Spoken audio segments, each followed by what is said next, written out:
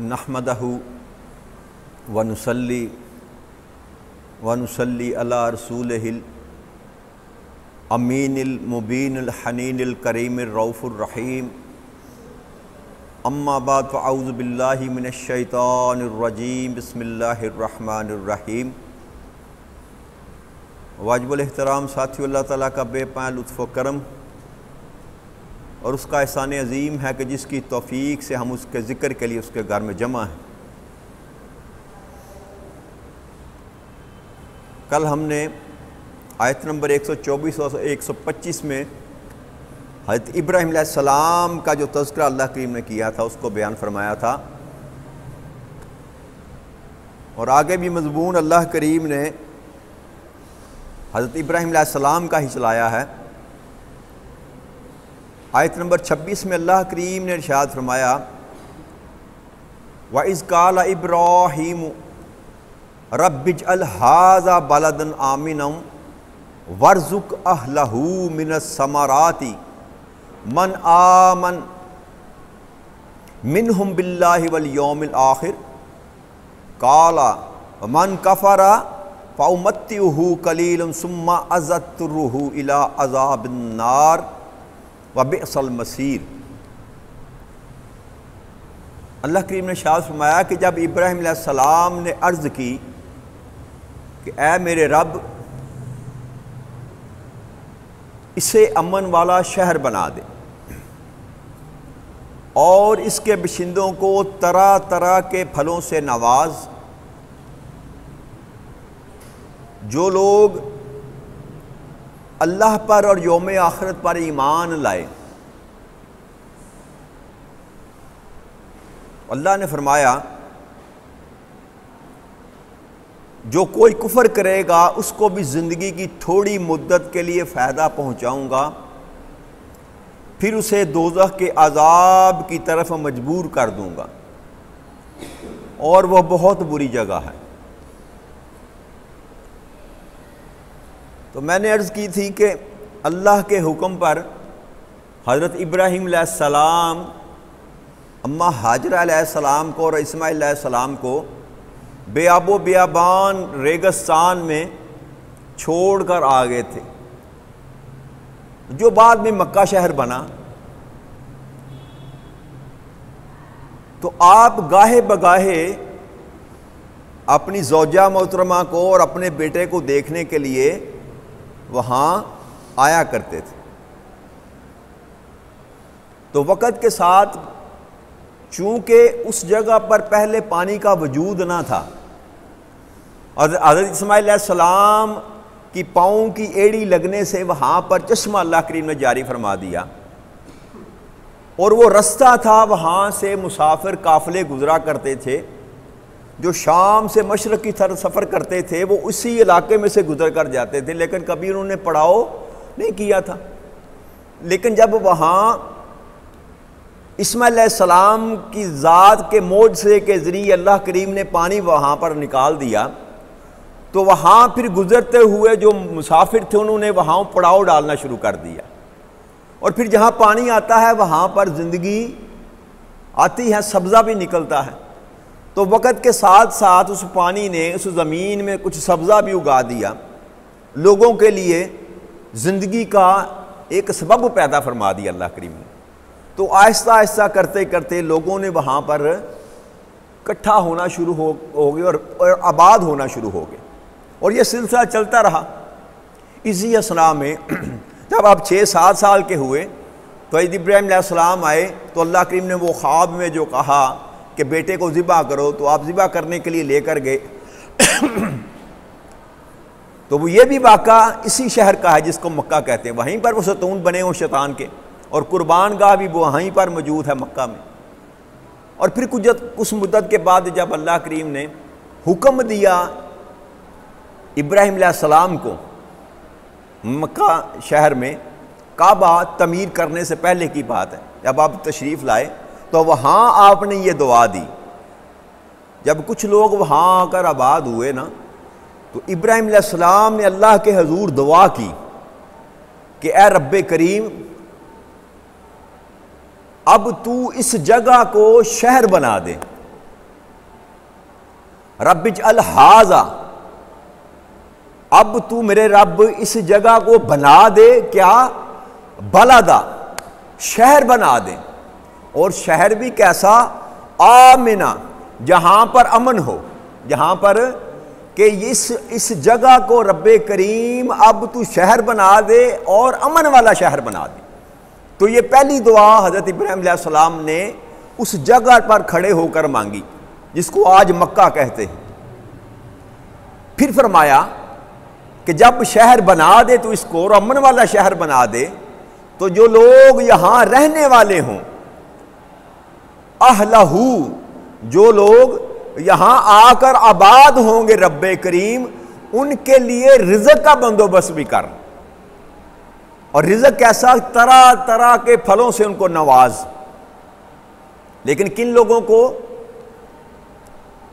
آمن منہم باللہ والیوم الآخر، ان میں سے ان لوگوں کو جو اللہ پر ایمان لائے اور آخرت پر ایمان لائے۔ تو ابراہیم علیہ السلام نے یہ دعا مانگی کہ ایک تو اس جگہ کو رب کریم شہر بنا دے اور امن والا شہر بنا دے، اور دوسرا یہاں طرح طرح کے پھل جو ہیں، ثمرات، یہاں کے رہنے والوں کو عطا کر، رزق کا بندوبست کر۔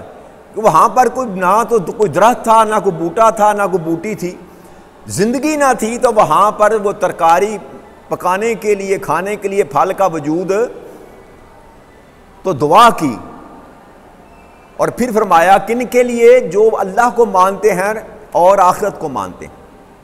تو آگے اللہ کریم نے فرمایا کہ رب، اے ابراہیم، دعا تو مانگ رہا ہے، یقیناً تو ایسی ہی دعا مانگے گا، ایمان والوں کے لیے ہی تو دعا مانگے گا، لیکن میں تو سب کا رب ہوں، میں تو جو نہیں مانتے میں تو ان کا بھی رب ہوں۔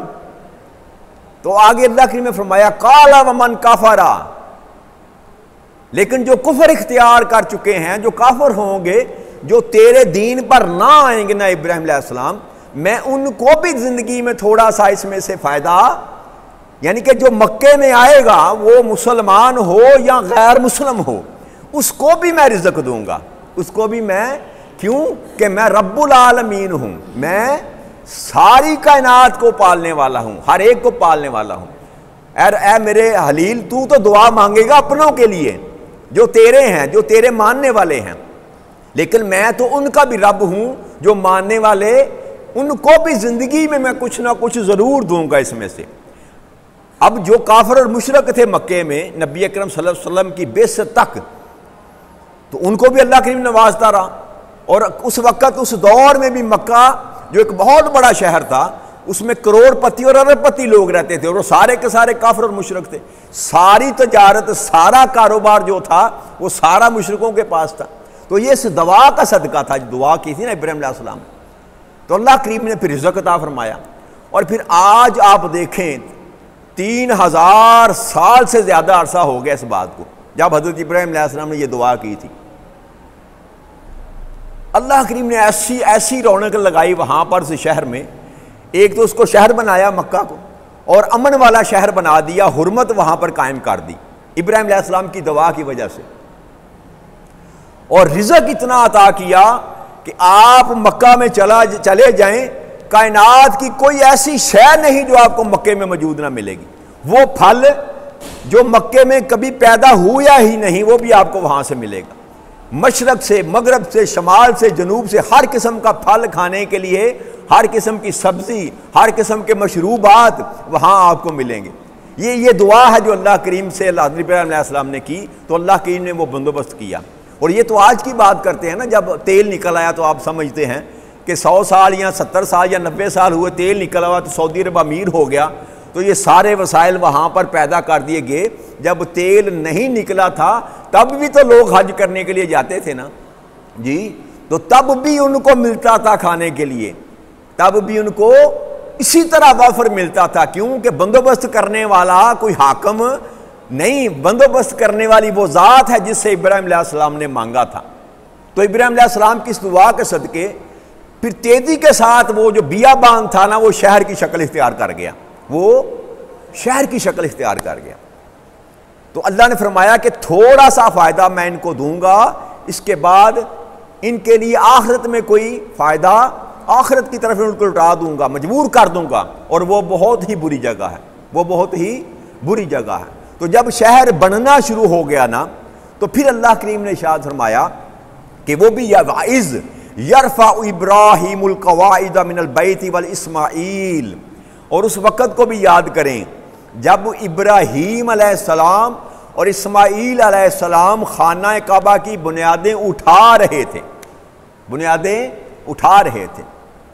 تو جیسے میں نے کل عرض کی تھی نا کہ سب سے پہلے جو کعبے کی تعمیر کی تھی وہ آدم علیہ السلام نے کی تھی، اور اس کی نشانی فرشتوں نے آ کر زمین پر لگا کر دی تھی، اور آدم علیہ السلام نے اپنے اولاد کے ساتھ مل کر کعبے کو تعمیر کیا تھا۔ لیکن نوح علیہ السلام کا جب وہ عذاب آیا نوح علیہ السلام کے وقت میں، تو یہ کعبہ منہدم ہو گیا، یہ کعبہ وہاں قائم، لیکن بنیادیں موجود تھی، بنیادیں موجود تھی۔ جب ابراہیم علیہ السلام کو اللہ کریم نے حکم دیا نا کہ میرے کعبہ کو اب تعمیر کرو، تو اگر چاہتا ہے کہ یہاں ایک شہر آباد ہو اور امن والا شہر آباد ہو اور ہر قسم کا رزق تمہیں یہاں سے ملے، تو پھر یہاں میرا گھر بناؤ، یہاں میرا گھر بناؤ۔ تو ابراہیم علیہ السلام کو حکم دیا کہ میرا گھر بناؤ، تو اللہ کریم نے آسمان پر بادل کا سایہ کیا، اور اس بادل نے نشاندہی کی کہ ابراہیم علیہ السلام یہ جگہ ہے جہاں پر تو نے میرا گھر بنانا۔ اور یہاں اللہ نے فرمایا نا وَإِذْ يَرْفَعُ، یرفعُ کا مطلب ہوتا ہے اٹھانا، یرفعُ کا ہوتا ہے مطلب اٹھانا، یرفعُ ابراہیم القواعد، کہ ابراہیم علیہ السلام بنیادیں اٹھا رہے تھے، بنیادیں بنا نہیں رہے تھے، بنیادیں پہلے سے موجود تھیں، اور اللہ کریم نے بادل کے سائے کے ذریعے وہاں پر نشاندہی کی، تو جب اوپر سے مٹی ہٹائی گئی تو نیچے سے بنیادیں نکل آئیں۔ تو اللہ کریم فرمایا کہ جب ابراہیم علیہ السلام بنیادیں اٹھا رہے تھے، بنیادیں اٹھا رہے تھے، ربنا تقبل منا، کہ ہمارے رب تو ہم سے ہماری خدمت قبول فرما۔ تو جب وہ بنیادیں اٹھا رہے تھے تو ساتھ دعا بھی کر رہے تھے، ساتھ دعا بھی کر رہے تھے۔ انک انت السمیع العلیم، بے شک تو خوب سننے والا اور خوب جاننے والا ہے۔ یہاں تک تو سمجھ آ گئی بات کہ وہ دیواریں اٹھا رہے تھے اور ساتھ دعا مانگ رہے تھے، اور یہ کہہ رہے تھے کہ تو سننے والا بھی ہے اور خوب جاننے والا۔ اب دعا کیا مانگ رہے تھے؟ دعا میں نے کل بتایا تھا کہ وہ جو وہ پتھر جو ہے اللہ کریم نے مقام ابراہیم پر جو گاڑا ہے، جس پر حضرت ابراہیم علیہ السلام کے قدم مبارک کے نشان ہے، اس پتھر پر کھڑے ہو کر ابراہیم علیہ السلام کعبے کی تعمیر کر رہے تھے، کعبے کی تعمیر کر رہے تھے۔ اور اس وقت کسی سیڑھی کا وہاں بندوبست موجود، اور کعبے کی جو ہے 60 فٹ اونچا کعبہ ہے جی، اور وہاں سیڑھی نہیں تھی۔ تو اللہ کے حکم سے جس پتھر پر آپ کھڑے تھے نا، جوں جو کعبے کی دیوار اونچی ہو رہی تھی تو وہ پتھر اوپر چڑھتا چلا جاتا، لفٹ کی طرح، سیڑھی کی طرح۔ تو جس طرح وہ آپ بڑھتے چلے جاتے وہ پتھر بھی اوپر بڑھتا چلا جاتا۔ تو آپ نے سارے کعبے کی جب تعمیر مکمل کر دی تو پھر دعا مانگی، پھر ساتھ ساتھ دعا مانگی۔ دعا کیا مانگی؟ ربنا وجعلنا مسلمین لک ومن ذریاتنا امۃ مسلمۃ لک وارنا مناسکنا وتب علینا انک انت التواب الرحیم، کہ اے ہمارے رب ہم دونوں کو اپنے حکم کے سامنے جھکنے والا بنا، اپنے حکم کے سامنے جھکنے والا۔ یاد رکھیے کہ یہ دونوں نبی ہیں، ابراہیم علیہ السلام بھی نبی تھے اور اسماعیل علیہ السلام بھی نبی تھے۔ اب نبی ہو کر اللہ کریم سے یہ دعا مانگ رہے ہیں کہ رب کریم اپنے سامنے جھکنے والا بنا، جھکنے والا۔ تو یاد رکھیے جھکنے کے بغیر گزارا وہ ایک ایسی بارگاہ ہے کہ جس کے سامنے جھکنے کے بغیر گزارا نبیوں کا بھی گزارا نہیں ہے۔ سب سے زیادہ محترم، مکرم اور معصوم ہستیاں نبی جو ہوتے ہیں وہ بھی دعا کر رہے ہیں کہ رب کریم ہمیں جھکنے والا بنا دے، مسلمین۔ اور ہماری اولادوں میں سے بھی ایک امت کو خاص اپنا تابع فرما بنا، اور ہماری عبادت جو ہم کرتے ہیں اس کے قواعد بتا دے، عبادت کریں مناسک طریقہ بتا دے کہ ہم عبادت کیسے کریں، اور ہم پر نظر کرم فرما، بے شک تو ہی بہت توبہ قبول فرمانے والا اور مہربان ہے۔ یہ دعا فرمائی۔ اس کے بعد جو اصل دعا تھا، جس اللہ کی جو مانگنا چاہتے تھے، جس کے لیے یہ ساری محنت کی، جس کے لیے، اور اللہ کریم نے ابراہیم علیہ السلام کو اس جلتی ہوئی آگ میں محفوظ رکھا، اور پھر اسماعیل علیہ السلام کو چھری کے نیچے سے زندہ نکالا، اور پھر بیابان مکہ میں چھوٹے سے بچے کو جب چھوڑ کر آگے جہاں پر زندگی کا تصور نہ تھا، وہاں پر بھی اسماعیل علیہ السلام کو پروان چڑھایا۔ یہ سارا جو بندوبست کیا جا رہا تھا نا، اس کی وجہ تھی یہ جو دعا اب ابراہیم علیہ السلام مانگ رہے ہیں۔ کیا فرمایا؟ ربنا وابعث فیہم رسولا منہم، کہ اے رب کریم انہی میں سے اس برگزیدہ رسول کو مبعوث فرما۔ انہی میں سے، کن میں سے؟ میری اولاد میں سے۔ پہلے یہ مانگا، پہلے ابراہیم علیہ السلام نے مانگا کہ اے اللہ مجھے اپنی ذات کے سامنے جھکنے والا بنا، ہمیں اپنی ذات کے سامنے جھکنے والا بنا، پھر ہماری اولادوں کو بھی جھکنے والا بنا، پھر ایک ایسی امت پیدا فرما میری اولاد میں سے، ایسا ایک گروہ، ایسی ایک امت پیدا فرما، ایسی ایک جماعت پیدا فرما جو تیری تابع فرمان ہو، تیرے حکموں کو ماننے والی ہو۔ پھر اس تابع دار جو تیری جماعت ہے نا میرے اللہ، اس جماعت میں سے اس اپنے محبوب کو مضبوط فرما جس کا تو نے وعدہ کیا، جس کا تو نے وعدہ کیا۔ اور اس میں ساری کائنات کو بنانے سے قبل رب کریم جب عالم ارواح میں تو نے ہم سے وعدہ لیا تھا اپنے اس محبوب کے لیے، اس محبوب کو میری نسل میں پیدا فرما دے، مجھے اس کا جد امجد بنا دے۔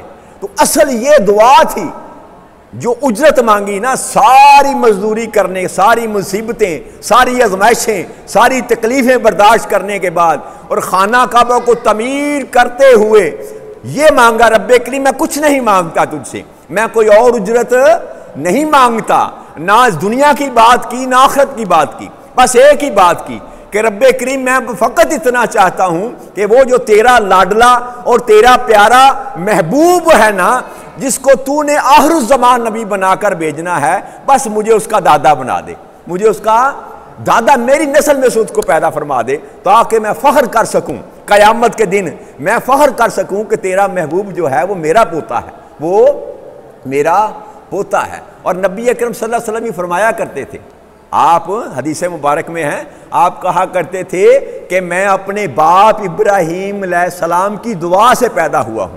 ابراہیم علیہ السلام کی باپ سے مراد دادا کو بھی باپ کہا جا سکتا ہے، تو آپ جد امجد ہے نا، آپ کے بیٹے اسماعیل علیہ السلام اور اسماعیل علیہ السلام کی نسل میں سے اللہ کریم نے ان کو پیدا فرمایا۔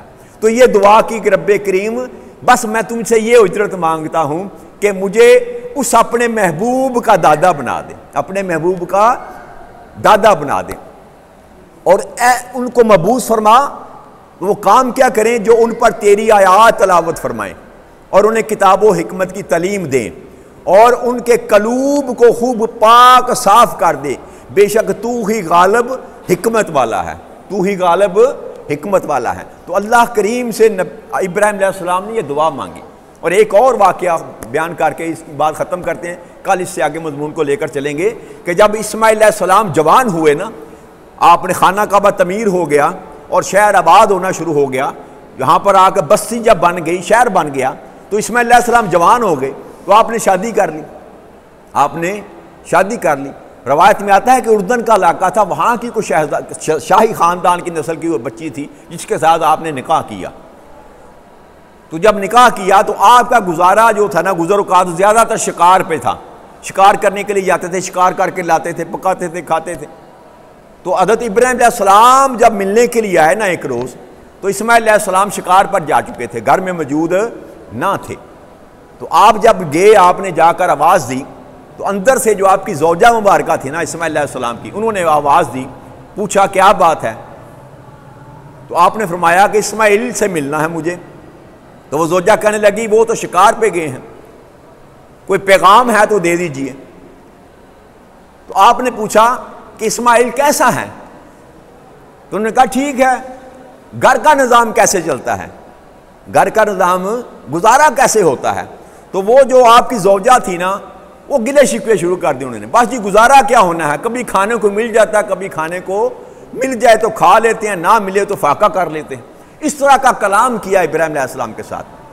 تو ابراہیم علیہ السلام نے جاتے ہوئے کہا کہ اسماعیل کو میرا سلام دینا، اسماعیل کو میرا سلام دینا، اور اس سے کہنا کہ اپنی چوکھٹ تبدیل کر لے، اپنی چوکھٹ تبدیل کر لیں۔